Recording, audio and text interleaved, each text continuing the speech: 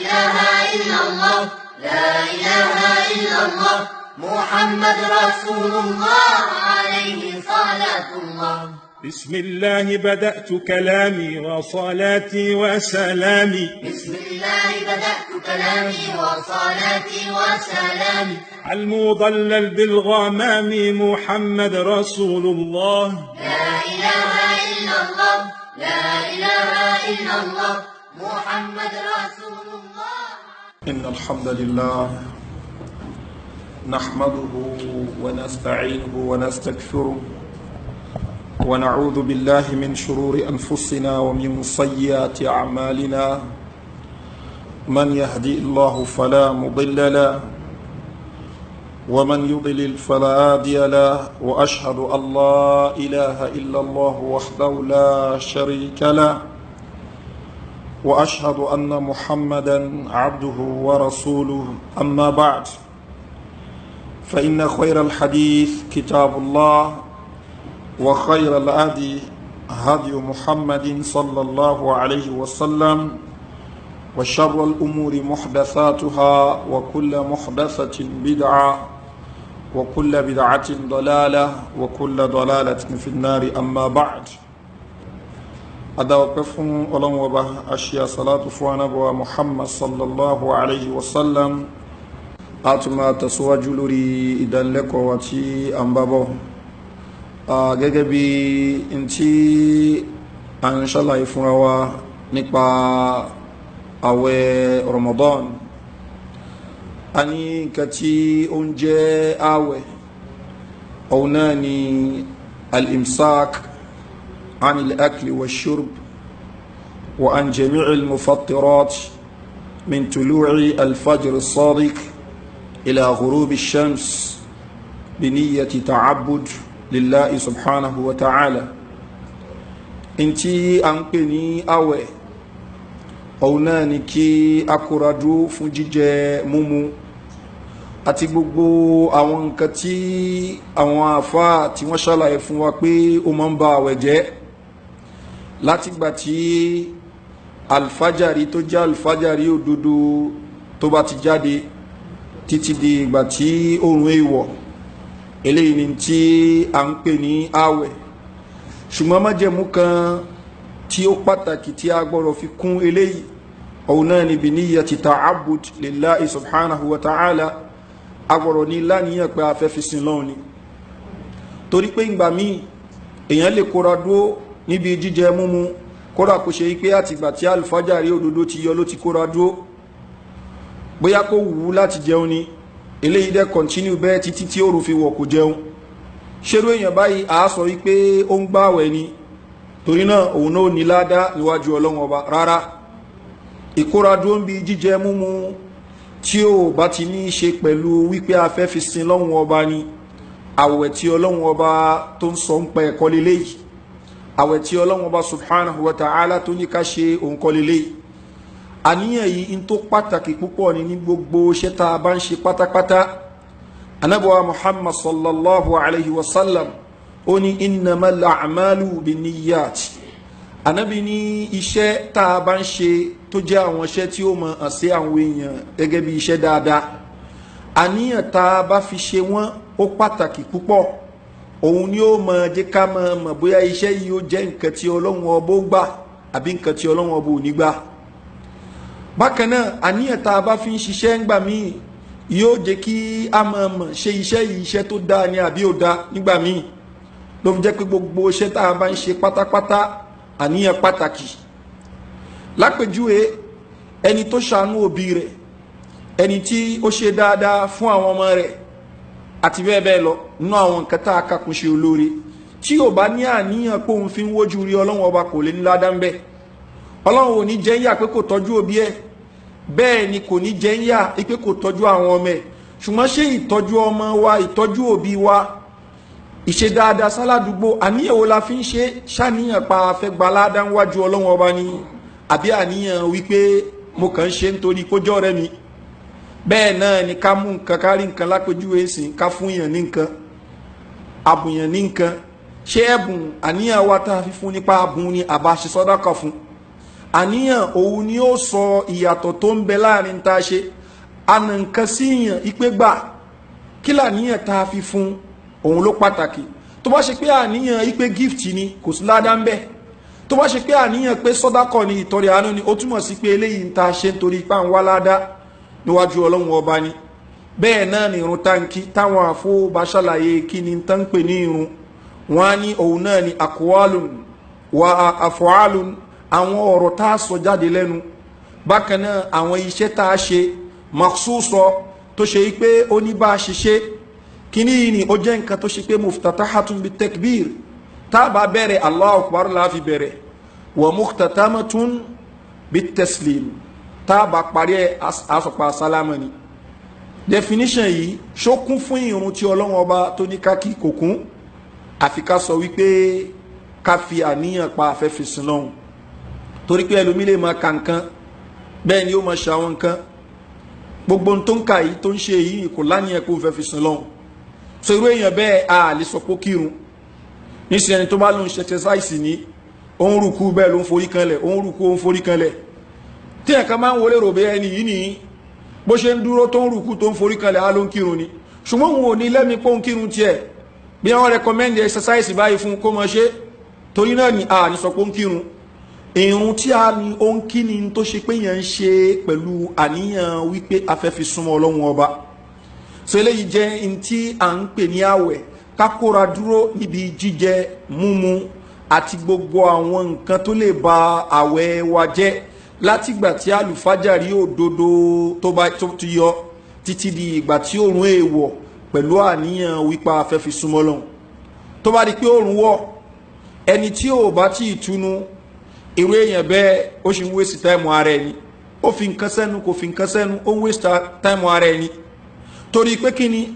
anábíwá Muhammad sallallahu alayhi wa sallam ìgbà tó ń ṣàlàyé tí Ọlọ́run ọba sọ wípé thumma atimmu siyama ila layl àwẹ̀ yín ìkóradó ń bi jíjẹ múmu bákan náà àti gbogbo àwọn nǹkan tó ṣe wípé lè ba àwẹ̀ jẹ́ ìbóbìnrin láṣepọ̀ ìkóradó ń bi gbogbo àwọn nǹkan wọ̀nyí títí di ìgbà tí oòrùn tí è wọ̀ ìgbà tọ́lọ́wọ́ wa subhanahu wa sọ pé wà tún máa ti musiyama ilẹ̀lẹ́ ẹṣẹ́ lè títí di òru títí di ìgbà tí oòrùn è wọ̀ nìtúmọ̀ rẹ̀ torí pé ìgbà tóòrùn bá ti wọ̀ àti bọ́ sínú òru nu tóòrùn bá ti wọ̀ àti bọ́ sínú òru Ọlọ́run sọ pé ká parí rẹ̀ títí di àsìkò òru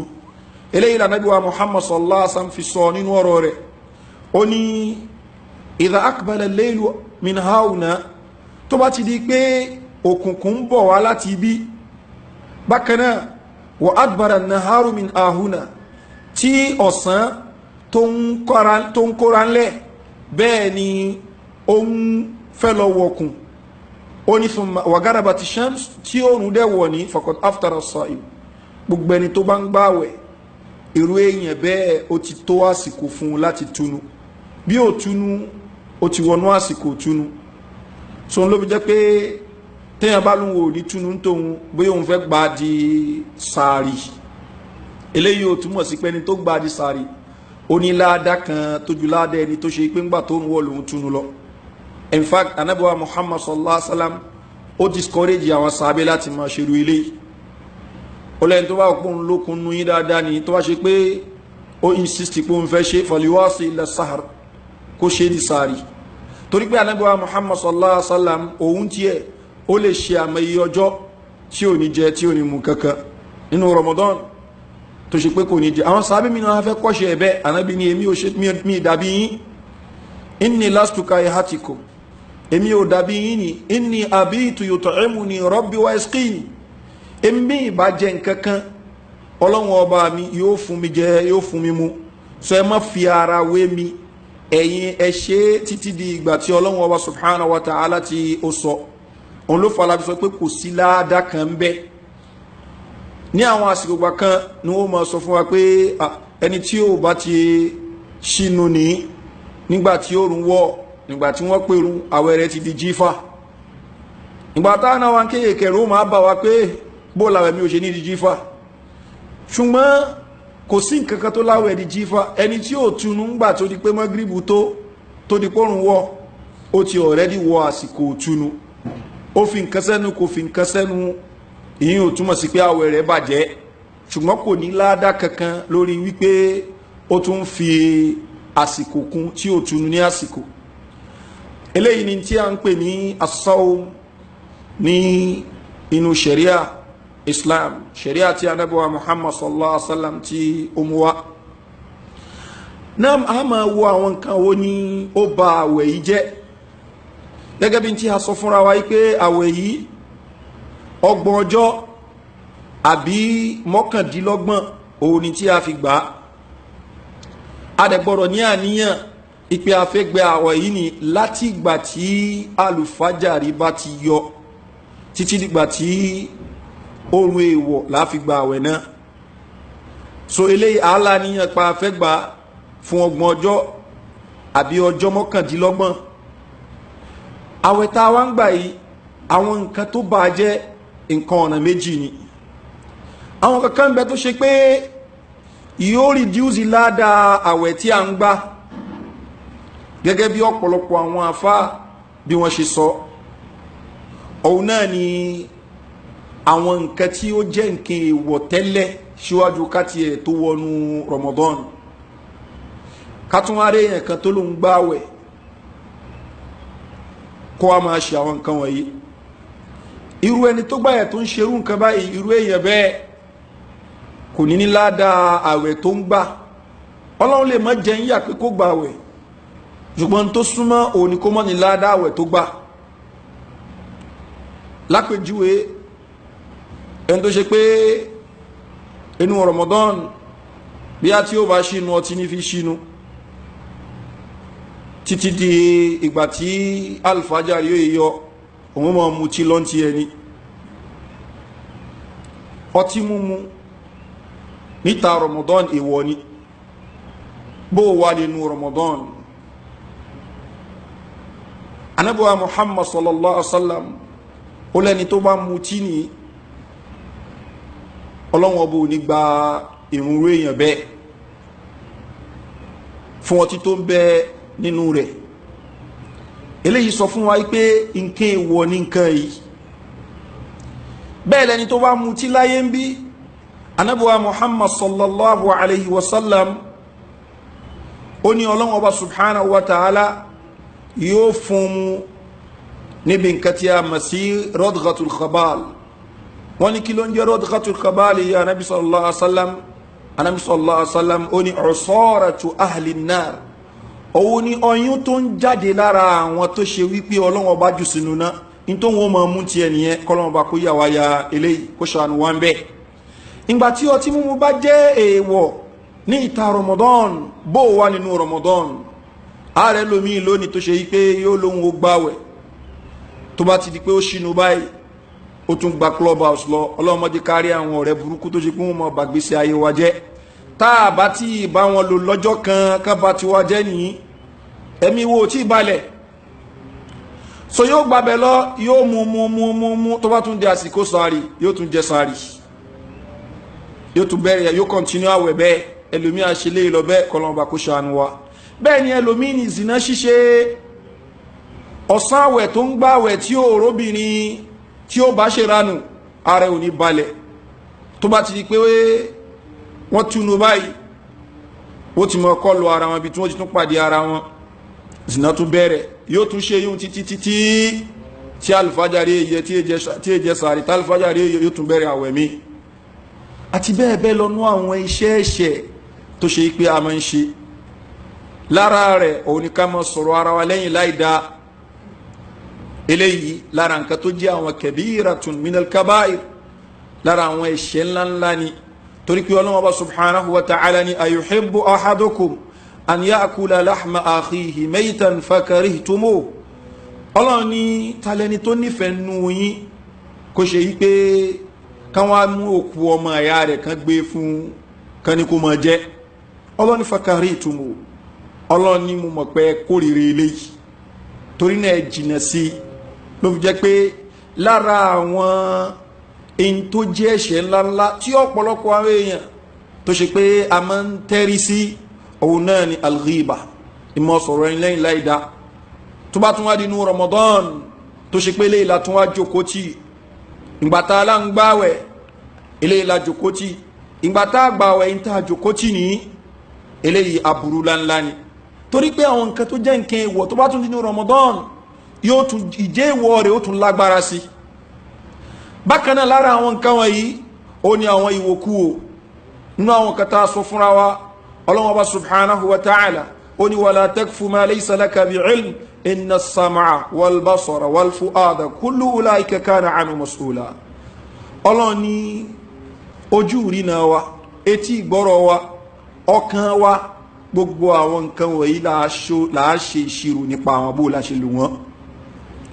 ìgbà tí yẹn pèrè ní mùsùlùmí tó ṣe yí pé ìwòkúwò ni ó máa wò àwọn èèyàn tí wọ́n lẹ́kọ̀ọ́ tán láwọn ń kọ́ àwọn èèyàn lẹ́kọ̀ọ́ tí wọ́n láwọn ń ṣeré ìtàgé home videos àti bẹ́ẹ̀ bẹ́ẹ̀ lọ ọmọ tó ṣe yí pé ìwòkúwò lówó tó ṣe pé àwa jókòó tí a máa wo àwọn nǹkan wọ̀nyí àwa la fi ń wá ilé ìwé time bó la fi Quran sí bó la fi àwọn wáàsí gidi tá a lè mọ gbọ́ tá a mọ wò bó la fi àwọn nǹkan yẹn sí àwa jẹ́ pé àwọn tí wọ́n lẹ́kọ̀ọ́ tí wọ́n láwọn fẹ́ káwọn yẹn lẹ́kọ̀ọ́ láwa jókòó tí a máa wò àmọye ilé lónìí òun ni ó ń fídíò ti báyé wọn jẹ́ àmọye ọmọ tó kọ́ ẹ̀kọ́ kẹ́kọ̀ọ́ látara àwọn nǹkan tí ya rẹ̀ àwọn òbí rẹ̀ tí wọ́n gbé wọlé eléyìí nǹkan èèwọ̀ yín nígbà tí ò sáwẹ̀ táwẹ̀ bá tún wá ń bẹ kíyàn tún wá jókòó ṣe pé ìwòkú yìí ni a máa wò á ló ń wá ilé ìwé time àwọn ààyè tẹ̀fsírì ń bẹ tó yẹ ká lọ àlọ́ àwọn ààyè wáàsí ń bẹ tó yẹ ká lọ àlọ́ wáàsí tó ṣe pé wọ́n fi sínú kẹsẹ́ẹ̀tì tí wọ́n fi sínú fídíò kìíní tí wọ́n ń bẹ fídíò cd tó yẹ ká mọ̀ wò àwò kódà tá a bá sọ pé a ti fẹ́ wo nǹkan tó ṣe wípé bóyá kò ń ṣe wáàsí á jẹ́ àwọn nǹkan tó ṣe wípé ó jẹ́ nǹkan tá a rí àǹfààní kan sí kejì kan bẹ́ẹ̀ kò ń ṣe àwọn ìwòkú wọn yìí obìnrin ọkùnrin ó mọ lọ́mọ́ra wọn aláǹwò náà ni ẹ̀kọ́ wo la fẹ́ rí kọ́ mi gbogbo orú àwọn nǹkan báyìí ju pé kí ni à ń kọ́ àwọn ọmọ wa ní zina àti bẹ́ẹ̀ bẹ́ẹ̀ lọ ilé tí Ọlọ́run Ọba subhanahu wa ta'ala bá ṣàánú wọn níbi irú àwọn nǹkan báyìí ká máa dúpẹ́ fọ́lọ́run ọ̀pọ̀lọpọ̀ lé mùsùlùmí ni wọ́n ti jà lógun yìí lára àwọn ìwòkú yìí ni ká jókòó ti bọ́ọ̀lù ní ọ̀sán Ramadan kálà ń wo bọ́ọ̀lù ó ń bẹ́nu àwọn ìjọba míì nínú àwọn ìlú Lárúbáwá tó ṣe pé àwọn ọmọ wọn fẹ́ lọ gbá bọ́ọ̀lù nínú Ramadan àwọn ọmọ tó fẹ́ lọ gbá bọ́ọ̀lù yìí wọ́n ní láti máa fún wọn ní fatuwa burúkú pé wọ́n lè mọ́ gbáwẹ̀ torí wọ́n fẹ́ lọ gbá bọ́ọ̀lù subhanallah bó ní bọ́ọ̀lù ṣe ní ṣe pẹ̀lú àwẹ̀ Ọlọ́run Ọba subhanahu wa ta'ala táwa fáwọn èèyàn yìí pé wọ́n lè mọ́ gbáwẹ̀ nítorí wọ́n fẹ́ lọ gbá bọ́ọ̀lù ibi tí ó pọ̀lọpọ̀ àwọn mùsùlùmí tí orí wá ń dorí kodò sí òun ni pé kò sí nǹkan tá a lè gbé jùlẹ̀ láti lè fi yọ ayé nínú òfin Ọlọ́run Ọba bẹ́ẹ̀ ni kò yẹ kó rí bẹ́ẹ̀ in tó yẹ kó jẹ́ àdìọ́kàn mùsùlùmí ni pé kò sí tó wọn ò lè gbé kalẹ̀ nínú ọ̀rọ̀ ayé nítorí ọ̀rọ̀ Ọlọ́run Ọba gbogbo àwọn nǹkan tó jẹ́ nǹkan ẹ̀ṣẹ̀ wọ̀nyí nígbàtí yóò sáwẹ̀ tó bá dínú àwẹ̀ ni a tún gbọ́dọ̀ jìnà sí wọn dáadáa bákan náà àwọn kankan bẹ tó ṣe wípé ó ba àwẹ̀ gangan fún rẹ̀ jẹ́ àkọ́kọ́ òun ni ẹni tó lóun gbá àwẹ̀ tó wá jẹun ó ba àwẹ̀ rẹ̀ jẹ́ ẹni tó ṣe wípé ó lóun gbá àwẹ̀ tó súnmọ́ ìyàwó rẹ̀ àwẹ̀ rẹ̀ ti bàjẹ́ kí ni ẹ̀rí fún eléyìí Ọlọ́hun Ọba subhanahu wa ta'ala ni fakulu washrabu Ọlọ́hun yẹ máa jẹ máa mu hatta yatabayyana lakumul khaytul abyad minal khaytil aswad minal fajr títí dìgbà tí ìmọ́lẹ̀ funfun láti ibùyẹ oòrùn tí ó spread lọ sí north tí ó spread lọ sí south títí ìmọ́lẹ̀ yìí fi yọ sí yín tó bá ti di pé ìmọ́lẹ̀ yìí yọ sí yín Ọlọ́hun Ọba subhanahu wa ta'ala ni ẹ kóra dúró níbi jíjẹ ẹni tó wá jẹ nǹkan kan lẹ́yìn eléyìí irú ẹni bẹ́ẹ̀ kò láwẹ̀ ṣùgbọ́n eléyìí ní ṣe pẹ̀lú ẹni tó mọ̀ọ́mọ̀ jẹun ẹni tó gbàgbé jẹun abẹ́ni tí wọ́n fọ́ọ̀sì jẹun kéèsì eléyìí yàtọ̀ anabuwa muhammad sallallahu alayhi wa sallam ó ní man akala aw shariba wa sa'im nasiyan ẹni tí ó bá fi lè jẹ àbómu tó ń gbàwẹ̀ tó ṣe pé eléyìí ṣẹlẹ̀ sí lẹ́ni tó ti gbàgbé anabi sallallahu alayhi wa sallam ó ní fala qada alayhi kò ní san padà falyutimma baqiyata yawmi kó kóra dúró kó má jẹ mọ́ èyí tó jẹ yẹ kò sí pé yóò san padà fa innama at'amahu Allahu wa saqa ọlọ́run ló fún un ní tó jẹ ẹ jẹ ọlọ́run ló fún un ní tó mú yẹ mú so àwẹ̀ rẹ̀ ó sì dá kò sí problem pẹ̀lú àwẹ̀ rẹ̀ lẹ́yìn pé kò gbọ́dọ̀ jẹ nǹkan mọ́ lẹ́yìn ìgbà tó ti rántí yẹn òun ló jẹ́ pé má jẹ má mu tá à ń sọ fẹ́ni tó ṣe pé ó máa jẹ ẹni tó ṣe wípé bóyá ó gbàgbé eléyìí ò bá wí náà tabalẹ̀ yẹn máa jẹun ìtumọ̀ ẹni pé ó rántí ipò ń gbààwẹ̀ ó dẹ̀wò pé òun ó jẹ bí ìgbàta wa ń kéékèèké a lè sọ fáwọn òbí wa pé à ń gbààwẹ̀ àjọ jẹ sààrì ni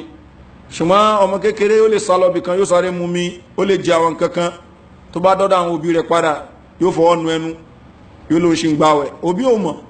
irú èèyàn báyìí sí alo mọ̀ọ́mọ̀ jẹun ni kárágbàlagbà kan kó náà mọ̀ ṣerú eléyìí irú ẹni báyìí ó ń tan rẹ̀ ni kò tán lọ́hùn kò láwẹ̀ bákan náà ẹni tó ṣe wípé òun kò ń ṣe wípé ó rántí wọ́n fọ́ọ̀sì ẹni bí ẹni tí wọ́n bẹ̀rẹ̀ sí ní kóbítì fún pé jẹun tó wá jẹun máa pẹ́ sí wí ó wá jẹun nítorí pé wọ́n fẹ́ fi lúlù bá ti ẹ̀jẹ́ àbọ́nàbọ́n sí pé tí ó bá jẹ àwọn apá irú èèyàn bẹ́ẹ̀ ohun mukrahu ni ẹni tí wọ́n fọ́ọ̀sì ni kò ń ṣe amid kò ń ṣe ẹni tó mọ̀ọ́mọ̀ ṣe irú èèyàn bẹ́ẹ̀ tó bá jẹun àwẹ̀ rẹ̀ sì lálàáfíà àwẹ̀ irú èèyàn bẹ́ẹ̀ ó sì lálàáfíà bákan náà ẹni tó ṣe wípé ó bá jẹ́ jahil aláìmọ̀kan bó ti ẹ̀jẹ́ pé eléyìí ó ṣọ̀wọ́n aláìmọ̀kan gbà míyàn lè mọ̀ wípé tóun bá fi lè jẹun àwẹ̀ bàjẹ́ bí ẹni tó ṣe gba ìsìláàmù bí a kò wá mọ̀ wípé téèyàn bá mú mi náà ó bá wẹ̀jẹ̀ ó rò bí a jíjẹun nìkan ni ó bá mú mi ó mú mi ní ṣé lẹ́yìn náà bá wẹ̀jẹ̀ ni ó bá àwẹ̀jẹ́ kò ń ṣoúnjẹ nìkan náà sọ àwọn ọmọ jáì nírú èèyàn bẹ́ẹ̀ kò mọ òfin ẹ̀sìn lórí nǹkan yìí irú èèyàn bẹ́ẹ̀ wọ́n á ní kó náà mọ báwẹ̀ rẹ̀ lọ àwẹ̀ rẹ̀ ò bàjẹ́ so òun náà ni wípé àwọn mẹ́ta ta dárúkọ yìí anasi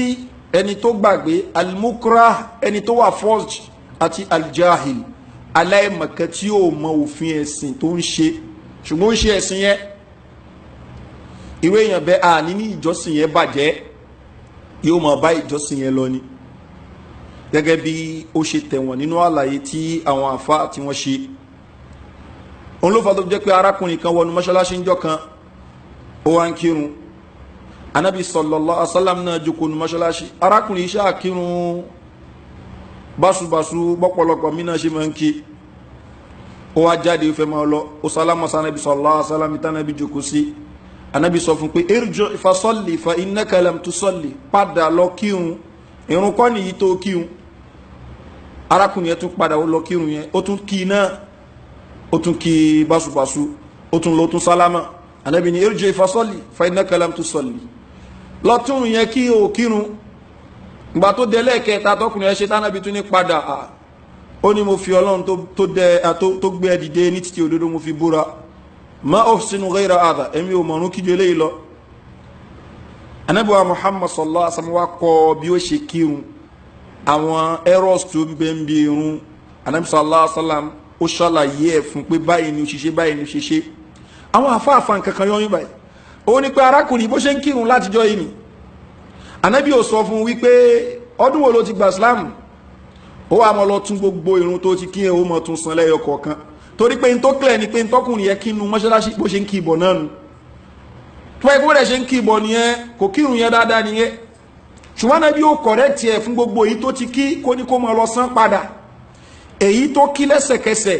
tánàbí ìrí lànàbí ni kó san padà torí pé yẹn easy láti mú wá ibi báyìí ni àwọn àfáà ti mú ọ̀rọ̀ aljahil ẹni tí yóò mòfin ẹ̀sìn nípa yìí pé ìjọsìn rẹ̀ tó ṣe síwájú ni àní bàjẹ́ fún àákọ ní tuntun tí ó ṣe ni bí ó ṣe máa ṣe lẹ́yìn yẹn tó bá wá tún ṣe bó ṣe ń ṣe tẹ́lẹ̀tẹ́lẹ̀ ó túmọ̀ sí pé kò ní ẹ̀sìn yẹn irú ẹ̀ ṣẹlẹ̀ sí arábìnrin kan náà tí wọ́n ń pè ní Hamnatu bintu Jahsh arábìnrin yìí ó jẹni tó ṣe yí pé ẹ̀jẹ̀ àwọ̀ ọ̀dá ó ń bá jà gbogbo alamọ̀ pé tí obìnrin bá ti di pé ó ń ṣe nǹkan oṣù kò ní kírun arábìnrin yìí wá ó mistake ẹ̀jẹ̀ àwọ̀ ọ̀dá ó mistake ẹ̀ fún ẹ̀jẹ̀ nǹkan oṣù so ó lè jẹ́ pé fún àmọye àsìkò ní ẹ̀jẹ̀ yóò fi máa bẹ pẹ̀lú obìnrin yìí kò ní kírun gbogbo gbà ẹ́ ìjọ kan ló wá bèèrè lọ́wọ́ àníṣọ́ aláàsán pé báyìí báyìí báyìí ni tó ń ṣẹlẹ̀ ànábì ni àyí ó ń ṣe nǹkan oṣù léléyìí ẹ̀jẹ̀ àwọ̀ ọ̀dá léléyìí so in tó ṣe báyìí báyìí báyìí ni ó ṣe ká tó bá ká báyìí báyìí eléyìí ni ó máa jẹ́ nǹkan oṣù ẹ èyí tó kù ní kákún ẹ̀jẹ̀ àwọ̀ ọ̀dá àwọn afáfáyọ̀ ń bẹ̀yẹn náà pé ànábì ó sọ fún pé gbogbo orun tó ti ń kí látijọ́ yìí pẹ̀lú ẹ̀jẹ̀ àwọ̀ ọ̀dá tó lọ mistake ẹ̀ fún ẹ̀jẹ̀ nǹkan oṣù ó san gbogbo ẹ̀ padà ní ànábì ó sọ bẹ́ẹ̀ fún sallallahu alaihi wasallam ó túmọ̀ sí wípé aláìmọ̀kan tí ó mọ òfin ẹ̀sìn irú èèyàn bẹ́ẹ̀ àákọ ní òfin ẹ̀sìn tí ó mọ̀ èyí tó ti ṣe síwájú ní àní bàájẹ́ mọ́ lọ́wọ́ torí pé àìmọ̀kan ló fi ṣe afẹ́ tó bá ń bẹ ní àwùjọ tó yẹ kó ti mọ̀ tí ó mọ̀ lókù torí pé lómi ń bẹ ánì Islam tó wí tó ń fẹ́ ṣe dé ni yóò máa ṣe báṣubàṣu yóò máa ṣe gbọ́ ẹ̀ pálapàla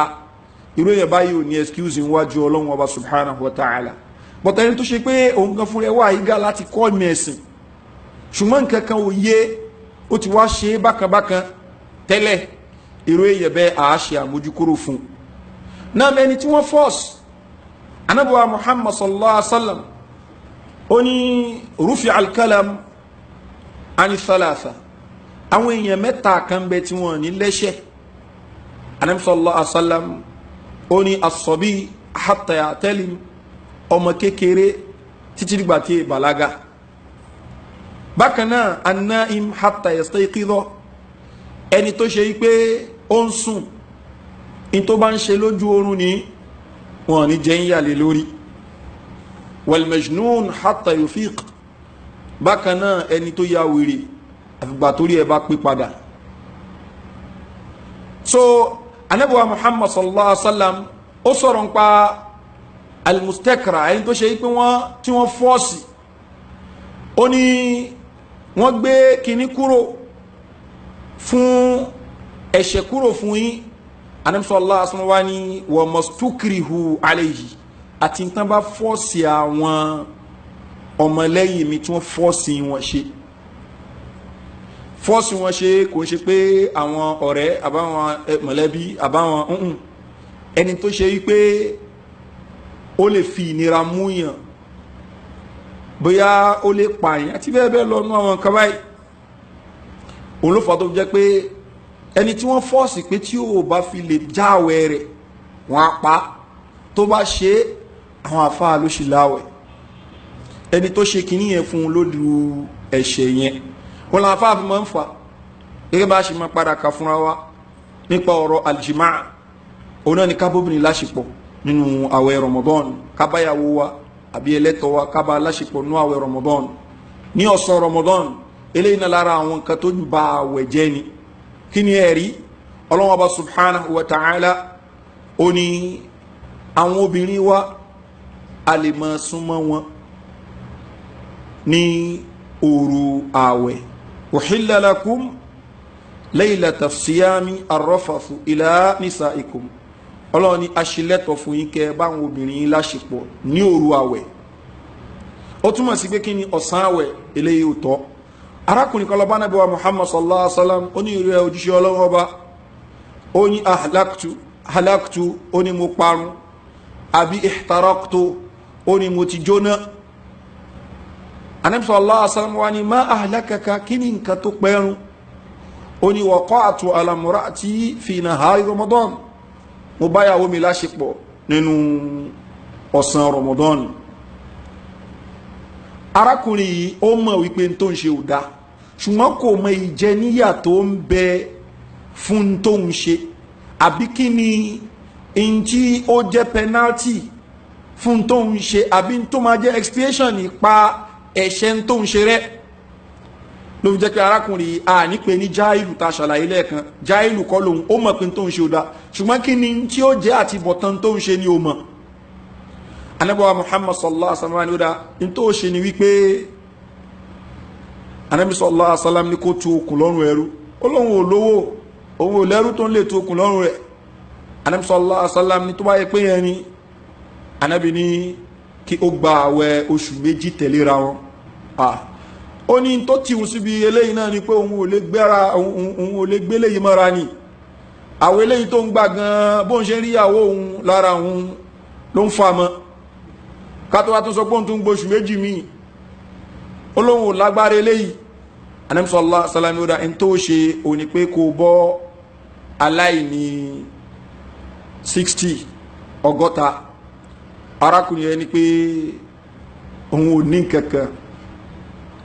nínú gbogbo olú Mádínà yìí, látòkè rẹ̀ désàlẹ̀ rẹ̀ kò sẹ́ni tó tálíkà táwọn ni, so òun gẹ́ fúnra wọn miskin. Ànábì sallallahu alaihi wasallam dá dúró ibi tó ti wà pẹ̀lú Ànábì sallallahu alaihi wasallam, àwọn yẹn kan gbé àwọn dàbídù kan wá fún Ànábì sallallahu alaihi wasallam. Ànábì ó dàgbà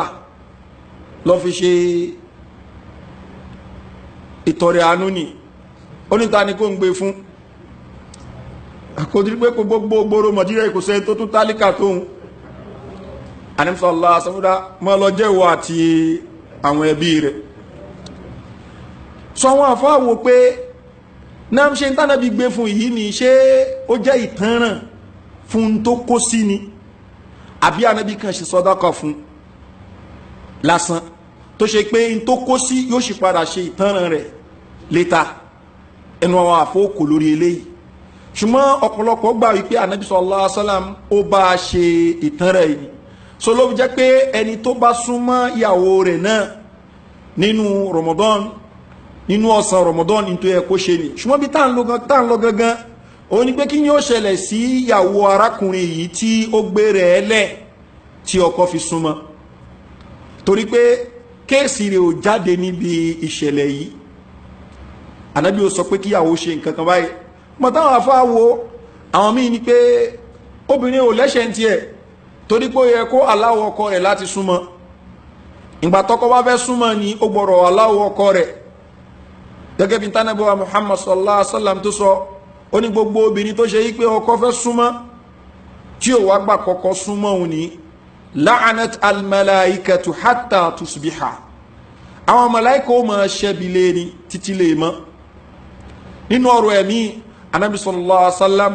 ó ní la'anat al-malaika, àwọn màláíkà ó máa ṣẹ́bi lé hatta yarda anha zawjuha, àfìgbà tọ́kọ bá tó yọ́nú sí padà. So àwọn àfáà ní obìnrin kọ́ ló lẹ́ṣẹ̀, ọkọ ló lẹ́ṣẹ̀. Àwọn míì ní òun náà lẹ́ṣẹ̀ torí wípé iṣẹ́ ọ̀ranyàn ni àwẹ̀ tó ń gbà. La ta'ata li makhluqin fi ma'siyati al-khaliq, àwa gbọ́dọ̀ tẹ̀lé ẹ̀dọ̀ Ọlọ́run ọba kan gbà tó bá pa wá láṣẹ pé ká ṣe nǹkan ẹ̀ṣẹ̀, torí náà kò yẹ kí ó tẹ̀lé níbi irú tó ṣe yẹ. But in a situation ká ní pé ọkọ fọ́ọ̀sì ẹni, pé ọkọ kì í mọ́lẹ̀, ló so lọ́wọ́ ló so lẹ́sẹ̀, tóbìnrin yóò rí kankan ṣe, ọkọ wá fipá bá a láṣepọ̀, irú obìnrin bẹ́ẹ̀ àwẹ̀ rẹ̀ ò já, ẹnu kò lórí eléyìí. Ṣùgbọ́n ká ní kó tẹ̀rẹ̀ ẹlẹ̀ tó náà finú fẹ́dọ̀ ṣe, eléyìí ni a sọ pé àwọn àfá ẹnu wo kò lé lórí, bó ti ẹ̀jẹ́ pé yìí tó tẹ̀wọ̀n wallahu alam òun ni pé àwẹ̀ rẹ̀ já,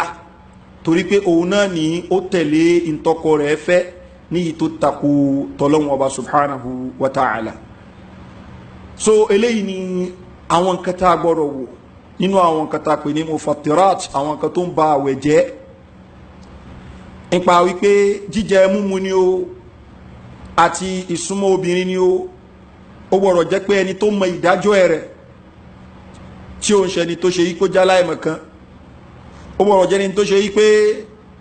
ó rántí tí ó ń ṣe ni tó gbàgbé, ó gbọ́dọ̀ jẹ́ ni tó ṣe pé ó mọ̀ọ́mọ̀ tí òun ṣe ni tó ṣe wípé wọ́n fọ́ọ̀sì ni tán bá fi lè fọ́ọ̀sì ẹ̀ àbójálá ẹ̀mọ̀ kan tí ó mọ ìdájọ́ tó ń ṣe àbójá ni tó gbàgbé àwọn nǹkan tí ó ń jáwẹ̀ yìí kò ní affecti irú èèyàn bẹ́ẹ̀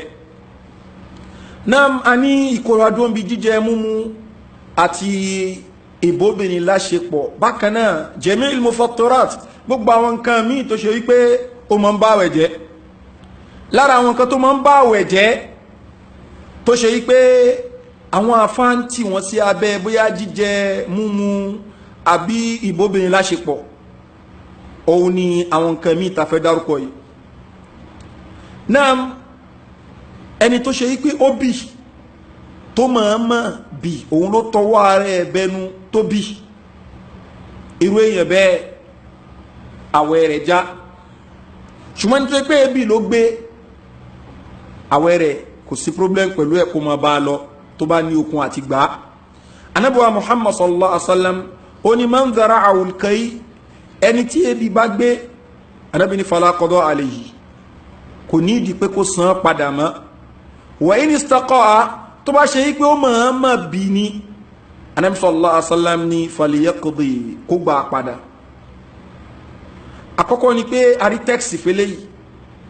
pánàbíwá muhammad sallallahu alaihi wasallam ló sọ àwọn afá gbìyànjú àti fi wé bí ìgbà tó ṣe pé bí a nǹkan téèyàn lè gbé mi padà ní ebi ni wọ́n fi ń sọ wípé wọ́n fi ń jọ jíjẹ ṣùgbọ́n ju gbogbo ẹ lọ arítẹ́ksì fún látọ̀dọ̀ anábíwá muhammad sallallahu alaihi wasallam bákan náà ẹni tí ó mọ̀ọ́mọ̀ fa àtọ̀jáde lára rẹ̀ ẹni tó máa mọ̀ fa àtọ̀jáde lára rẹ̀ irú èèyàn bẹ́ẹ̀ in tí ọ̀pọ̀lọpọ̀ àwọn àfáà dúró lé lórí ni pé kò láwẹ̀ kí ni nǹkan tó fà á wọ́n ní ó súnmọ́ ẹni tó ṣe kó bá obìnrin láṣepọ̀ torí pé ìgbádùn tí ó rí ńgbà tó bá fa àtọ̀jáde lára rẹ̀ bí ìgbà téèyàn ń bó obìnrin ní àṣepọ̀ náà ní ìgbádùn yẹn nígbà téèyàn tó bá fi lè ṣe ìfà àtọ̀jáde lára tó fà á jáde lára ara rẹ̀ ní tó bá fi lè jẹ́ pé ìgbádùn tí ẹni tó bóbìnrin láṣepọ̀ ó rí lórí tó rẹ̀ jẹ́ pé ẹni tó bóbìnrin láṣepọ̀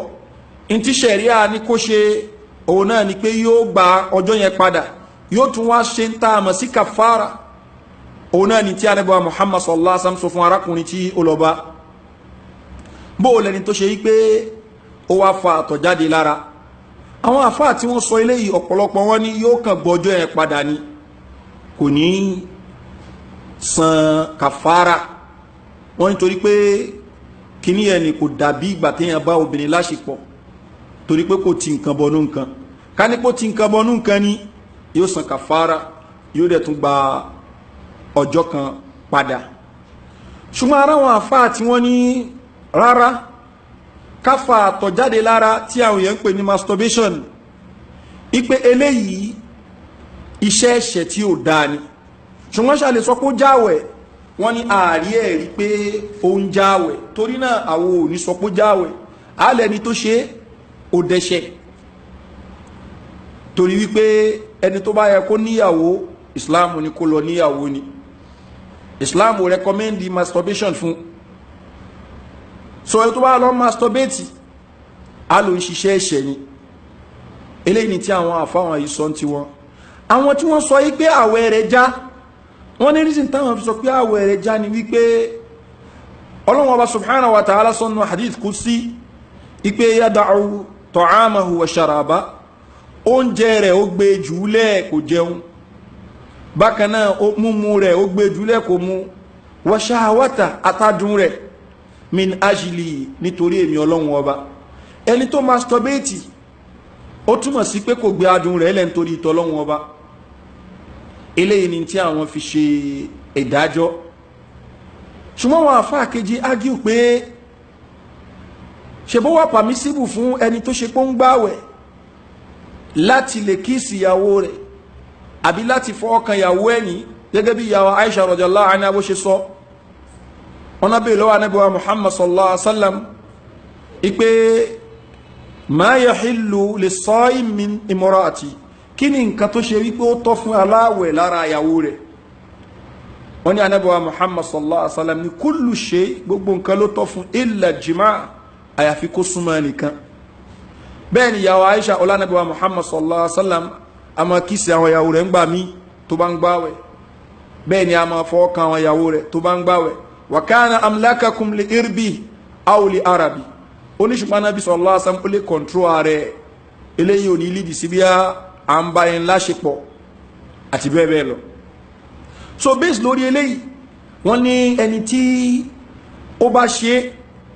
bóyá tí àtọ̀ bá lọ jáde lára ẹ̀ ń kọ́, wọ́n lánàá bí sallallahu alaihi wasallam sọ̀rọ̀ ń pa ẹ̀, so kò yẹ kí àwa ká fi ìyẹn kún lára tí wọ́n mú wá ní ágúmẹ́ǹtì. ṣùgbọ́n àwọn àfáà kejì náà fèsì padà wípé ẹni tó bá kìsì ìyàwó rẹ̀ àbọ́ọ̀gì ìyàwó rẹ̀ eléyìí lọ́pọ̀lọpọ̀ ọgbà ní kò ń sábà ń lídì sí pé kí àtọ̀ tí dọmọ kó jáde lára. in tó lè jáde lára òun ni ta mọ̀ sí mọ́díù, òun náà ni fluid kan tó ṣe yí pé òun fẹ́ lẹ́ǹtì ẹ̀ tí ó kì í ṣe yí tó ṣe pé tó bá jáde lára èyàn ó wíìkì tó bá jáde lára. so wọ́n nítorí náà tó bá ṣe pé àtọ̀ ló jáde lára ẹni tó kìsì ìyàwó rẹ̀ tó ọ̀gì ìyàwó ẹ̀ náà àwẹ̀ ọjọ́ ẹ̀ náà bàjẹ́. náà máa wọn àfáà sọ̀rọ̀ púpọ̀ lórí eléyìí, ṣùgbọ́n ta fẹ́ ló ń bẹ̀ ni pé ọ̀pọ̀lọpọ̀ àwọn àfáà wọ́n ka masturbation àbí kí àtọ̀ jáde lára èèyàn lọ́nà míì yàtọ̀ fún ọ̀nà wípé à ń bóbìnrin láṣepọ̀, wọ́n ka para àwọn nǹkan tó ṣe wípé àmọ̀já àwẹ̀, nítorí pé wọ́n kà á kún bí ìgbà téèyàn ń bá obìnrin ní àṣepọ̀. ṣùgbọ́n tẹ́kàn sọ ni wípé kò ní san kàfàrà, yóò kàn gba ọjọ́ yẹn padà fún nǹkan tí ó ṣe. bákan náà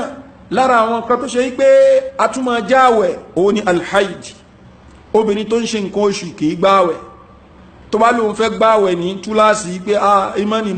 ó ń bò dárú ní a ní ṣẹ́ṣẹ́ ló ń ṣe o, torí wípé obìnrin ò gbọ́dọ̀ gbáwẹ̀. Ànábì wa Muhammad sallallahu alaihi wasallam tó ń ròyìn àwọn obìnrin ó ní ma ra'aytu min naqisati aqlin wa din aglaba li lubbi ar-rajul hazim min ihdakunna. Ànábì ní ẹ̀yin obìnrin mi rè yẹn kan tó ṣe wípé làákàyè rẹ̀ ò fi bẹ́ẹ̀ kún dáadáa, bẹ́ẹ̀ lẹ̀sìn rẹ̀ ò fi bẹ́ẹ̀ kún tó ṣe wípé ó lè da ọkùnrin tó jẹ́ ẹlẹ́kọ̀ọ́ tó jó ní làákàyè tó lè dàrú bí yín. ẹni tó ṣe pé làákàyè ti ò fi bẹ́ẹ̀ kún dáadáa, ṣùgbọ́n ẹni tó bá bẹ́ni tí ó ní làákàyè dáadáa tó wáìsì dáadáa tóun àti ẹ̀ bá fi lè jọ sọ̀rọ̀ ní ó lè kóbá ó lè dá làákàyè rú. Ànábì sallallahu alaihi wasallam mi ò rẹni tó tó ẹ̀yin obìnrin ni. obìnrin mi ó lè jẹ́ kí ọkọ rẹ̀ ní kó kọ̀yìn sí fámílì látara àwọn ìmọ̀ràn burúkú tí ó mọ̀ fún, ó lè mú ọkùnrin kó ṣe nǹkan tí ó fẹ́ ṣe látara bí ó ṣe mọ̀ pìrìsẹ́ntì nǹkan fún. ṣùgbọ́n nǹkan fún rẹ̀ ní Ọlọ́hun Ọba subhanahu wa ta'ala ń sọ̀rọ̀ nípa obìnrin. Ọlọ́ni awaman yunashsha fil hilya wa huwa fil khisami ghayru mubin. Ọlọ́ni ẹ̀rẹ́ ni tó ṣe pé in tó jẹ́ lógún náà ni kó ṣáà máa ṣẹ̀ṣọ́, kó wọṣọ tó dá, kó wọ ilé, ṣùgbọ́n wa huwa fil khisami ghayru mubin. tó bá di wípé ká sọ̀rọ̀ ní ká mú ẹ̀rí wá fún nǹkan kò ń ṣe ni tó lè express ààrẹ pẹ̀lú ẹ̀rí. ṣùgbọ́n ète ọlọ́ni inna kaydakunna azim, ète yín nǹkan tó ṣe wípé ó tóbi ni. kí la fẹ́ ló ń bi eléyìí? òun náà ni wípé Ànábì wa Muhammad sallallahu alaihi wasallam ń tẹ̀síwájú, arábìnrin kan béèrè ìpèrè ojúṣe Ọlọ́run ọba kí ni nuksan, ìyẹn ìdínkù tó ń bẹ ń bi làákàyè obìnrin àti ẹ̀sìn obìnrin. Ànábì sallallahu alaihi wasallam oníṣẹ́ òun ṣe wípé iza hadat ihdakunna, tó bá di pé ẹ̀kan ṣe àìdọ̀ nù yín lam tusalli wa lam tasum, kò ní gbáwẹ̀ bẹ́ẹ̀ ni kò ní kírun. ó ní fadhalika nuqsanu diniha, eléyìí ni ìdínkù tó ń bẹ ń bi ẹ̀sìn wọn. obìnrin bá di kó ń ṣe nǹkan oṣù lọ́wọ́ kò ní gbáwẹ̀ kò ní kírun. Ànábì sallallahu alaihi wasallam ní eléyìí ni ìdínkù ń bi ẹ̀sìn ni. bákan náà ìdínkù ń bi làákàyè tánàbí ń sọ òun ni wípé ṣahádátú obìnrin kan, ìyẹn testimony tóbìnrin kan ó bá jẹ́ obìnrin méjì ó ṣe dédé ọkùnrin kan, bọ́lọ́wọ́n bá ṣe tó nìyẹn. torí pé obìnrin tá bá fẹ́ mọ̀, ọ̀pọ̀lọpọ̀ obìnrin tí ọmọ rẹ̀ bá ṣe nǹkan tí ó dá ó wọ́n nú obìnrin tí ó máa jẹ́ni tí ó máa takọ ọmọ ẹ̀ ọ̀pọ̀lọpọ̀ obìnrin máa ń sọ̀pọ̀tì ọmọ ẹni ó mọ̀ pọ́ ọmọ ohun tó ṣe yóò dá o ẹwà ni ẹ̀kíni nǹkan tó ti ṣe kí ló ti jí kí ló ti yóò mọ̀ mú àwọn excuse oríṣiríṣi wá ṣùgbọ́n unlike ọ̀pọ̀lọpọ̀ ọkùnrin ni òun ti ẹ̀ ti lè bínú kọjá àlàkín kó ti gbọ́mọ ẹ̀ ń gbakúgbá ni bọ́ obìnrin òun sábà ń lè ṣerú nǹkan bẹ́ẹ̀ bọ́lọ́wọ́ bá ṣe dá wọn ni ṣùgbọ́n eléyìí ò túmọ̀ sí pé nǹkan tó dá ní nǹkan yẹn torí pé ta bá rí tó yẹ ká sọ lódodo yẹ ká sọ kò bá jẹ́ pé ara wa ló affect so obìnrin nǹkan tó fẹ́ establish nǹkan bí irú nǹkan báyìí Islam fẹ́ kí obìnrin méjì kó jẹ́rìí tóbìnrin méjì bá jẹ́rìí ó fi wọ́n sí ipò ọkùnrin kan tó jẹ́rìí so Ànábì sallallahu alaihi wasallam tó ń gbà lérò pẹ̀lú nuqsanul aql nípa wípé ọ̀rọ̀ wisdom wọn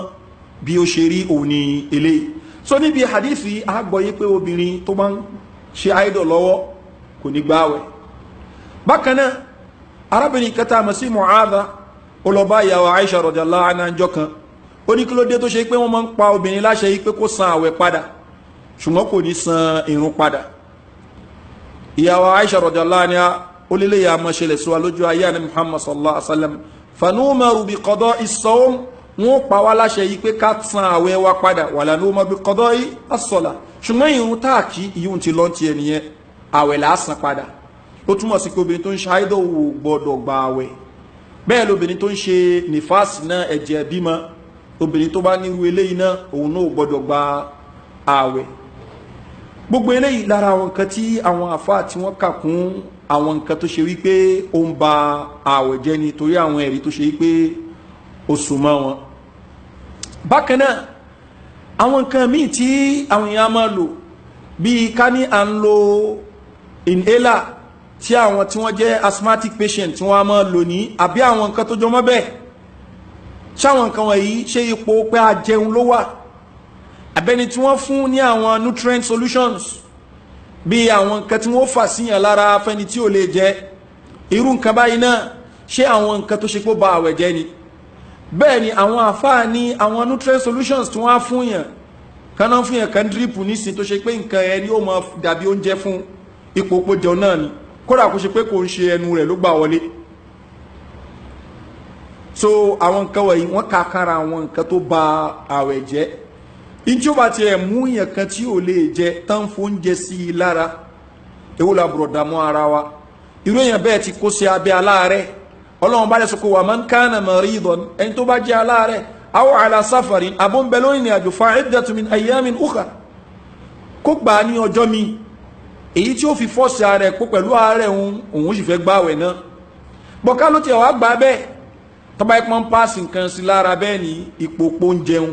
òun náà ni lẹ́yìn pé wọ́n fún lábẹ́rẹ́ malaria àtàwọn nǹkan tó jọmọ́ bẹ́ẹ̀ ṣùgbọ́n abẹ́rẹ́ tó yẹ pé tó bá ti ń wọ ara ẹ̀ ní ipò oúnjẹ ló dúró fún kó mọ́ rò pé òun ò ka ilé ikún pé òun gbààwẹ̀ irú èèyàn bẹ́ẹ̀ kò ní ààwẹ̀ náà Ọlọ́hun Ọba subhanahu wa ta'ala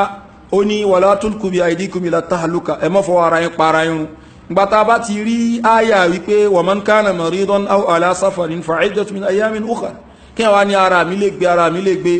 ó wá lóhun ó gbáwẹ̀ ó dẹ̀mọ̀ pé abẹ́rẹ́ tán fóun ni abẹ́rẹ́ tó rí kwáyà pé kó ń jẹun ni òun ló ṣe rẹ̀ o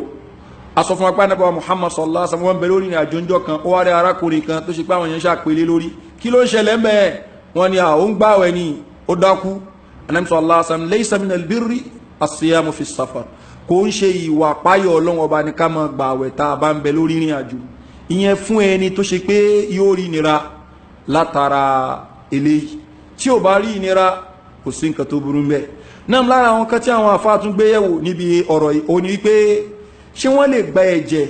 lára èèyàn tó ṣe ipò ń gba àwẹ̀ ẹni tí ó ń gba àwẹ̀ ṣé wọ́n lè gba ẹ̀jẹ̀ lára rẹ̀ ó ní kinní kan tí wọ́n ń pè ní alhijama òun náà ní cupping tó ṣe pé àwọn èèyàn a máa ṣe láti lè fi ní àlàáfíà ní àwọn oríkèé ara kọ̀ọ̀kan ní bí àbíkan wú àbí wọ́n ní àrùn kan ní wọn a máa ṣe cupping ó ti di nǹkan tó ṣe pé wọ́n modernize gan sí náà ẹni tí ó bá tán bá fi lè cup ẹ̀jẹ̀ tí wọ́n gbà lára rẹ̀ á pọ̀ Ànábì wa Muhammad sallallahu alaihi wasallam ọ̀rọ̀ ẹ̀kan ó ní aftara al-hajim wal-mahjum ẹni tó ń kọ́ọ̀pù àwọn èèyàn àtẹni tí wọ́n ń ṣe kọ́pìn fún Ànábì sallallahu alaihi wasallam pé àwọn méjèèjì wọn láwẹ̀ mọ́. àwọn afáwà wò pé kí ló fa títẹni tó ń kọ́ọ̀pù àwọn èèyàn, wọ́n nítorí pé ńgbà yẹn ní wọ́n á fẹnu fà á ni, ìwo ni wọ́n yẹ ṣe kínní ẹ̀ ń wà fẹnu fà á, so ó possible kí ẹ̀jẹ̀ ní kó ta sí i lọ́nà fún. eléyìí ni àwọn afá kan fi sọ pé n tí ó affect òun nìyẹn.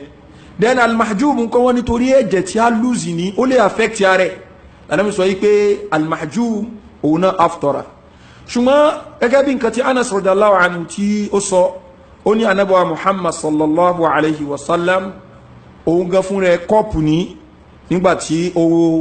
ṣe tó ń gbáwẹ̀ lọ́wọ́ ni. eléyìí ni tí Anas radiyallahu anhu sọ pé tánàbí wa Muhammad sallallahu alayhi wa sallam torí ẹ̀sùn eléyìí onítorí weakness tó ṣe pé ó lè báyàn, kò ń ṣe pé torí pé kọ́pìn ó ba àwẹ̀ jẹ́. lásìkò táwa ń sìn wọ́n máa ń donate ẹ̀jẹ̀,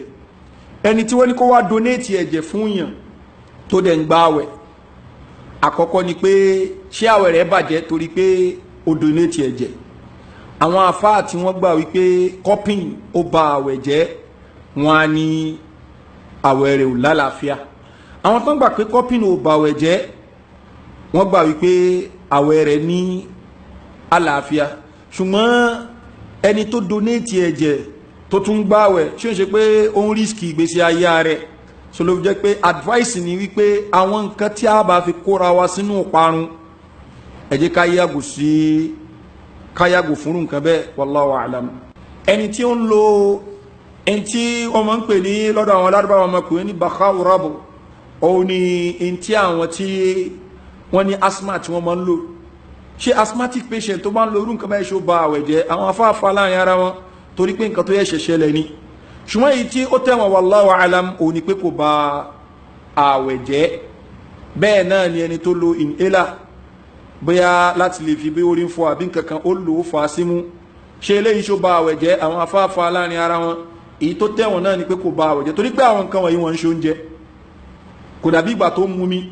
àbí ìgbà tó ń jẹ nǹkan tó ṣe pé nǹkan yẹn ni nǹkan tí yóò máa dúró nípò oúnjẹ sí i lára ni. tó bá yẹ pé bí omi ni èyí ń ba àwẹ̀ jẹ́, kò bá yẹ pé túrú imú ni. wọ́n Ànábì wa Muhammad sallallahu alaihi wasallam ó ń sọ̀rọ̀ ń pa ẹni tó ṣe kó ń ṣàlùwàlá, ó wá ní tí a bá ń fa omi símú, Ànábì wa balik fil istinshaq, fa omi yẹn símú ni illa an takuna sa'ima, àfi tó bá ń gbààwẹ̀ lókù. ó túmọ̀ sí pé ẹni tó bá ń gbààwẹ̀ ò gbọ́dọ̀ fa omi símú dáadáa ni, torí pé tómi ẹ bá lọ wọnú ihò lọ tó já sí ọ̀nà fún tó lọ́nu kìíní, omi díẹ̀ tó wọlé ẹ̀ náà ní lára nǹkan tó ṣe pé ó lè jẹ́ nǹkan tí ó wúlò fún ara nípa kìíní. so eléyìí ó túmọ̀ sí pé ó já àwẹ̀. ṣùgbọ́n nǹkan tí ò lè ṣe oúnjẹ, èyí tó tẹ̀wọ̀n nínú ọ̀rọ̀ tí àwọn àfáà sọ òun ni pé kó kìí ṣe nǹkan tí ó já àwẹ̀. ẹni tó yẹ pé mistakenly ní sin bóyá ó ju nǹkan bí ilẹ̀kẹ̀ ó ju sẹ́nu ó wá lọ gbé mi, ṣáwẹ̀ rẹ̀ já àbí ó já? àwọn àfáà yìí tó tẹ̀wọ̀n ní pé àwẹ̀ rẹ̀ ò já, torí pé lẹ̀kẹ̀ àbókúta kékeré tó jù sẹ́nu mistakenly lápẹjúwe, àbí kò tiẹ̀ ń ṣe pé mistakenly bóyá ó ń ṣe lẹ́nu kò mọ̀ bí kíní ṣe lọ já sọ́hun. so àwọn àfáà yìí tó tẹ̀wọ̀n náà rọ̀ wọn ni pé eléyìí ò já àwẹ̀ rẹ̀ torí pé àwọn nǹkan wọ̀nyí ò ń ṣe oúnjẹ. so lára àwọn nǹkan tí àwọn àfáà tí wọ́n sọ̀rọ̀ ń pa rẹ̀ ò ní àwọn nǹkan kọ̀ọ̀kan tó ní ṣe pẹ̀lú ẹni tí ó ń gba treatment tí wọ́n mọ̀ bó ni kí àwọn classify sí, eléyìí fa àwọn àìkú ẹnu lórí ẹ̀, ṣé abẹ́ oúnjẹ ní káka sí ní àbíbò. ṣùgbọ́n ó dáa kí a kàn ṣàlàyé díẹ̀ fún wa níbi àwọn nǹkan wọ̀nyí. abẹ́lẹ́wọ̀n ọba subhanahu wa ta'ala èyí tí a sọ iná kọlọ́n kó jẹ́ kó wúlò fún ẹnì kọ̀ọ̀kan wa. abẹ́lẹ́wọ̀n ọba subhanahu wa ta'ala kó jẹ́ kí Ramadan náà kó bá wa ní ayé, kó bá wa ní àlàáfíà ara. وصلى الله على نبينا محمد وعلى آله وصحبه أجمعين. سبحانك اللهم وبحمدك أشهد أن لا إله إلا أنت أستغفرك. لا إله إلا الله لا إله إلا الله محمد رسول الله عليه صلاة الله. Naam, gẹ́gẹ́ bí àlàyé tí a ṣe ìpìlẹ̀ òun ni pé kò kìí ṣe ìrun tí wọ́n ń pè, òun ni ẹni tí a fi máa dánu dúró ń bi sàárì tá ń jẹ. ìpìlẹ̀ nìyẹn. ìpìlẹ̀ tọ́lọ́wọ́ bá sọ ni pé ẹ jẹ ẹmu títí tí alkhaitul abiyaj ìyẹn ìmọ́lẹ̀ funfun tí ó máa yọ níbi tóòrùn ti ń yọ tí ó spread lọ north south tí è hàn sí yín ìpìlẹ̀ nu ṣùgbọ́n ànábì wa Muhammad sallallahu alaihi wasallam ó dé ohun àwọn èèyàn lọ́wọ́ lórí eléyìí pẹ̀lú pé ìrun pípé ẹlẹ́ẹ̀kejì òun ni èyí tí àwọn èèyàn mọ̀ pé kìíní yìí ti yọ ẹni tí ò bá jáde síta ó lè mọ̀ kó ti yọ ṣùgbọ́n tó bá ti gbọ́ pé wọ́n pèrún ẹlẹ́ẹ̀kejì ó mọ̀ wípé ẹni tí ó pèrún ẹlẹ́ẹ̀kejì kò ní pèrún àfìgbà tí nǹkan yìí bá yọ pípèrún rẹ̀ ní ìtumọ̀ rẹ̀ ni pé kìíní yìí ti yọ eléyìí ni tálẹ́bà Muhammad sallallahu alaihi wasallam tó fi ran àwọn sàábé lọ́wọ́ lórí eléyìí so ló fi jẹ́ pé kò ṣe pé gbogbo individual ni ó bọ́ta tí ó mọ̀ lọ wo ṣé ìmọ́lẹ̀ yẹn ti yọ àbí ó ti yọ nígbà tó ṣe pé ẹni tó fẹ́ pè wọn àsùbá tí ó sọ fún wa pé a lè kí rákà àtàlífàjírì tó sọ fún wa pé a lè kí wọn àsùbá nígbà tá bá ti gbọ́ ẹni tó bá ti pè é ó túmọ̀ sí pé àsìkò tó gbọ́dọ̀ pè é sí náà ni àsìkò bàtí kìíní ẹ̀ ń yọ tí ò bá pè sásìkò bàtí kìíní ẹ̀ ń yọ kò túmọ̀ sí pé kò lè pè é mọ́ yóò pè é fún ìrun that is ká ní pé ó delay tí yóò pè é fún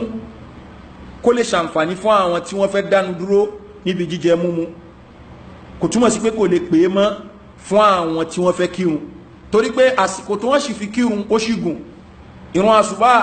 àsìkò rẹ̀ gùn débi pé kí ni tórùn ò bá ti yọ àsìkò àsùbá aláṣìwà tórùn bá ti yọ òun la kúrò ní àsìkò àsùbá yóò sì pèrún yẹn fún àsùbá ṣùgbọ́n problem tó wà ń bẹ ni pé àwọn tí wọ́n bá ń lọ ń lò láti lè fi kóra dúró fún jíjẹ múmu ó ti ṣì wọ́n lọ́nà òun dẹ̀ ni ó rú ẹ̀ṣẹ̀ wọn ṣùgbọ́n àwa náà tàbá ti mọ̀ wípé ẹni tó ń pèrún lọ́dọ̀ wa àbí láwùjọ wa wọn kì í pè é bí ànábì wa Muhammad sallallahu alaihi wasallam ṣe ní káwọn sàábé tó ń pèrún mọ́ pèrún ní àsìkò títí ẹ̀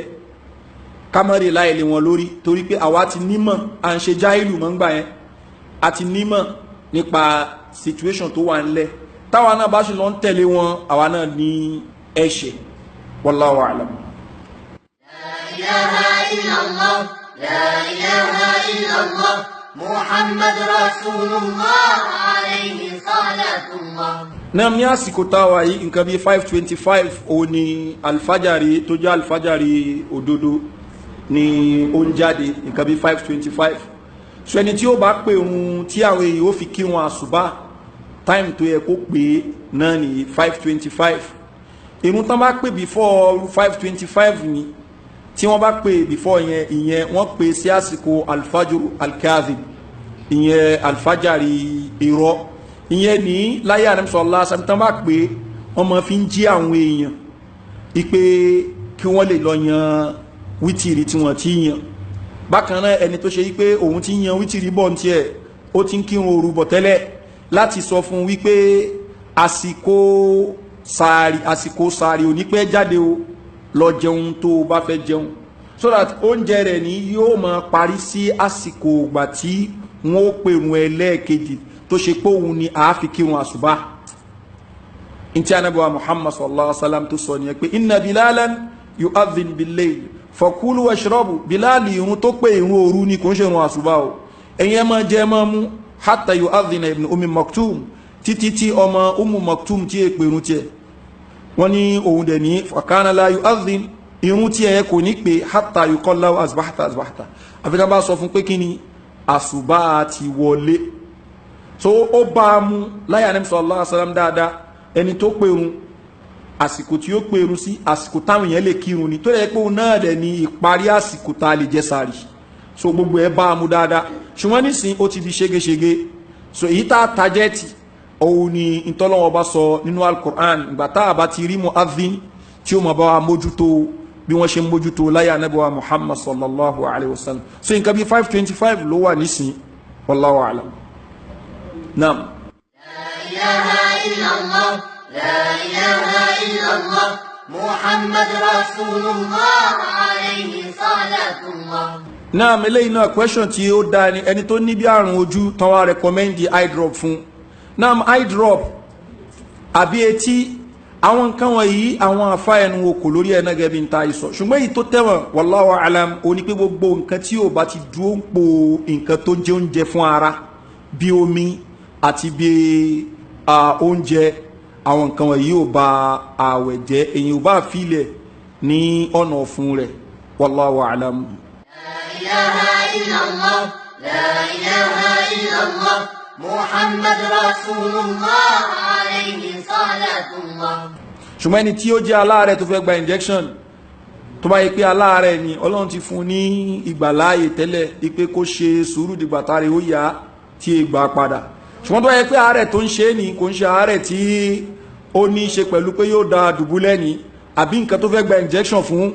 nǹkan tó ṣe pé kò lè ní eléyìí náà ò bà àwẹ̀ rẹ̀ jẹ́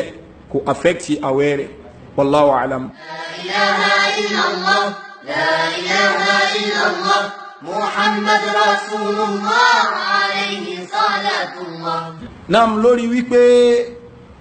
kí a lọ́ra jẹ́ sàárì káyára sínú ọ̀rọ̀ anábọ̀wá Muhammad sallallahu alaihi wasallam ó ní ọ̀rọ̀ yẹn so tó ṣe yí pé ó lálàáfíà ẹni tí àwẹ̀ rẹ̀ dáa jùlọ lẹ́ni tó ṣe yí pé ó mọ̀ ń pẹ́ kó tó jẹ sàárì tàbá ní kéèyàn jẹ sàárì kò ń ṣe pé káwá gbé gbogbo oríṣiríṣi oúnjẹ ká gbé síwájú ní kí gbogbo ẹ̀ káwá mọ́ kó ga sàárì ní bó ṣe omi kọ́ọ̀pù kékeré la mu kódà kó ṣe pé omi tí ó ju omi gẹ̀ẹ́kan lọ la mu sàárì náà nù irú omi tá a fẹ́ mu yẹn ní kájé kó súnmọ́ àsìkò gbà tí alfajari tí a lè jẹun mọ́ lẹ́yìn rẹ̀ kájé kó súnmọ́ àsìkò gbà yẹn òun ni túmọ̀ pé èèyàn lọ́ra jẹ sàárì anábọ̀wá Muhammad sallallahu alaihi wasallam gbà míì tó bá jẹ sàárì ẹ̀ tán in tí ó mọ̀ bẹ láàrin àsìkò tí wọ́n fi pèrun àti àsìkò tí wọ́n fi ṣe ìkọ́mọ̀ kò kí ń ju nǹkan tó ṣe pé èèyàn lè fi ka 50 verses lọ ibi tó máa ń lọ́ra jẹ sàárì ẹ̀dẹ́ lẹ́yìn ìgbà tí wọ́n pèrún tán tí wọ́n ṣe kọ́mọ̀ ní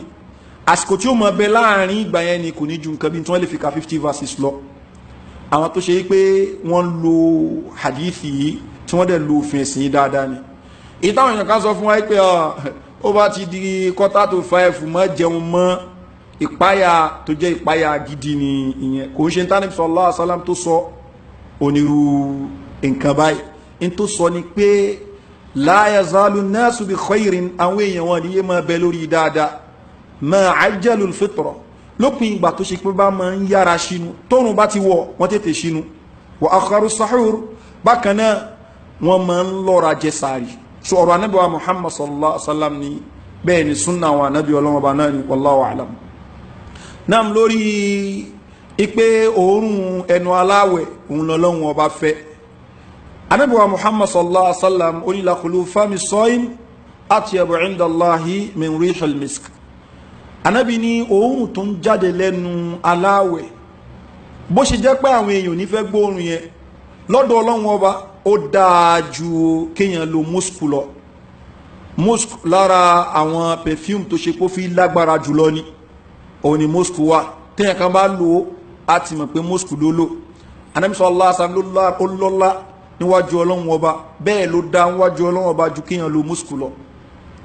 so eléyìí ni tí anábì sallallahu alaihi wasallam tó sọ kí wá lóòrùn yẹn ni òórùn tó ń jáde látara pé kí ni inú wa kò sóúnjẹ ń bẹ̀ ó pa sófo fóúnjẹ ẹni tí ó jẹ kankan tí orí kankan fi sẹ́nu ní tó bá sọ̀rọ̀ olóòrùn kan tí ó mọ jáde òórùn yẹn kò ń ṣe òórùn pé kò fọnu kọ òórùn pé inú rẹ̀ pa sófo fóúnjẹ ni so yíò nǹkan ni tó ń sọ ká máa rin pákó ká máa fọnu nú àwẹ̀ nǹkan tó dáa ni Ànábì sallallahu alaihi wasallam láwọ́lá ashqa ala ummati tí ó máa ṣe pé àwọn ọjọ́ mi wọ́n rí ní nǹkan tí ó nira tí ó ní wọn lára la amartum bi siwak in bá ní ká máa fọnú ní inda kulli salah ní gbogbo àtúnbá fẹ́ lọ kírun inda kulli udu ní gbogbo àtúnbá ń ṣàlùwàlá òun bá pa wọ́n láṣẹ bẹ́ẹ̀ ṣùgbọ́n kò pa wọ́n láṣẹ ó túnmọ̀ sí pé kò ń ṣe ọ̀ràn yẹn ṣùgbọ́n ṣó dá nǹkan tó dáa ní ká máa ṣe gbogbo àtúnbá fẹ́ kírun àbí gbogbo àtúnbá fẹ́ ṣe àlùwàlá so Ànábì wa sọ yí pé àyàfi inú Ramadan àyàfi tẹ́ bá ń gba àwẹ̀ so ìtànàbí sọ yìí ni yufidul umum ó túnmọ̀ sí pé general so ní tó bá sọ fún wa pé ní Ramadan a gbọ́dọ̀ ṣe òun ni ó mú ẹ̀rí wá bẹ́ẹ̀ ni àwọn àfáà kan máa ń sọ wípé a lè ṣe tí ó bá di wípé ìrun àyílà ò tí tó ṣùgbọ́n tó bá ti di ẹ̀yìn ìrun àyílà wọ́n ní ká má ṣe é mọ́ torí pé àsìkò gbà yẹn ní ìgbà tó bá fi di àsìkò ìrun àyílà ìgbà yẹn inú wa ó ti mọ pa sófo bíbi oúnjẹ ebi ó ti mọ pa wá so oorun yóò mọ jáde ńgbà yẹn so wọ́n ní kéèyàn wá gbìyànjú àti fẹ́ mú oorun yẹn kúrò pípé kò dáa ṣe léyìí ni tí àwọn mọ́tẹ́ àbí mi sọ náà àwọn mọ̀tẹ́ mẹ́rẹ̀ẹ̀rin tí ó gbajúmọ̀ ni sáwọn míì wọ́n ní kò sí nǹkan tó burú a lè ṣe títí di ìgbà tí òun èèwọ̀ ṣùgbọ́n tó pàtàkì jùlọ ni wípé ọ̀rọ̀ èèyàn kan ṣe evidence lé wa lórí inú ẹ̀sìn Islam èyí tó jẹ́ evidence lé wa lórí òní qala Allah qala Rasul ọlọ́run ọba sọ báyìí ànábì sọ báyìí ibi tá a ti mọ mọ́rọ̀ àwọn àfa onígbà tí nǹkan bá rújú bóyá àrí clear text tó sọ báyìí so torí náà àwọn táwọn àfa sọ èwo ló súnmọ́ tẹ́ksì àmúlò ṣùgbọ́n rú eléyìí kò sí nǹkan tó burú bí pé yẹn ń fọnu nígbàtí ó bá ń bẹnu àwẹ̀ kó kàn gbìyànjú kó rí wípé n tó ń lò òun ò gbé mi ìyẹn ni tí ó pàtàkì jùlọ so tí ò bá ti gbé mi bá a láìfi níbi pé kó fọnu ẹlòmíà sọ wípé bẹ́ẹ̀ ni ànábì máa ń rún pákó àwọn afáàlà lè rún pákó tó tọ́ ṣùgbọ́n pákó tán sọ oní pákó tí ò ní tẹ́stì pákó ní ò ní tẹ́stì bẹ́ẹ̀ bá mú igi lásán nìyí bẹ́ẹ̀ bá bẹ̀rẹ̀ sí ní jẹ́ ní ẹ̀ mọ̀ pé nǹkan kan ti wẹnu yín torí pé irú ẹ̀ ti ṣẹlẹ̀ rí ìgbà tí èèyàn kan kọ́ ọmọ kí wọ́n wá sọ gbólóhùn yìí ìkànnù àwọn bàbá àgbà tó ń bẹ́ńbẹ́ tó ń náà jẹ́ àfa ó wá wò pé àfa ẹ̀ mọ̀ sọ̀rọ̀ pé báyìí fáwọn ọmọ báyìí máa ní káyọ̀ máa ní pákó nú àwẹ̀ kí ẹ lè ní pákó nú àwẹ̀ ìsọkúsọ ọ̀rọ̀ ni àfa àbá ni ẹ mọ́ bínú sa but tíra tí à ń lò tó jẹ́ tíra àwọn Málíkì mọ́tò rìsálà tó ṣe pé Málíkì dẹ̀ là ń lẹ́rọ àmọ́ in tó ń bẹnu tíra ẹni ẹ wọ́n bá fi hàn àfáàn tó tán gbàtà fáà náà wà àfáà ní ọ̀dá ìmọ̀nì tèmi ò gbé léyìí kéèsì ọ̀tọ̀ ni pé mọ́nì rí ò gbé kéèsì ọ̀tọ̀ ni pé intẹ́ ń lẹ́ra yín mọ́ nílẹ̀ West Africa táwa yìí ní Nàìjíríà táwa yìí àwọn náà gbà wípé kí ni a lè rin pákó nínú ààwẹ̀ kámọ́ ti sọ wípé kí ni Ànábì wa Muhammad sallallahu alaihi wasallam kò ní ká má rin pákó nínú ààwẹ̀ wallahu a'lam. وصلى الله على نبينا محمد وعلى آله وصحبه أجمعين سبحانك اللهم وبحمدك أشهد أن لا إله إلا أنت أستغفرك وأتوب إليك لا إله إلا الله لا إله إلا الله محمد رسول الله عليه صلاة الله